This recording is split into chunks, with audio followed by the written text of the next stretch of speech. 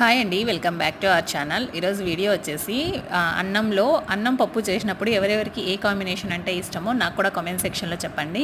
నాకైతే అన్నం పప్పు బజ్జీలు అంటే చాలా ఇష్టం అండి. మా వారికి వచ్చేసి అన్నం పప్పు ఆమ్లెట్ అంటే చాలా ఇష్టం. మా పాపకు వచ్చేసి అన్నము పప్పు ఇలాగే ఇలాంటి చిప్స్ అయితే బాగా తింటుందండి. పప్పు చేసినప్పుడు ఇలా చిప్స్ ఉంటే చాలన్నమాట, ఇంకా ఏమీ అవసరం లేదు. ఎంత అన్నం పెట్టేసినా తినేస్తూ ఉంటుంది అనమాట. నాకైతే బజ్జీలు ఉంటే చాలండి, ఇంకేమీ అవసరం లేదనమాట. ఇంకా ఇక్కడ లాస్ట్లో ఫైనల్గా వచ్చేటప్పటికి పెరుగులో ఎవరెవరు మామిడి పండు నంచుకుంటారు, ఎవరు అరటిపండు నంచుకుంటారు, ఎవరు దానిమ్మ గింజలు వేసుకొని తింటారో కూడా కమెంట్ సెక్షన్లో చెప్పండి.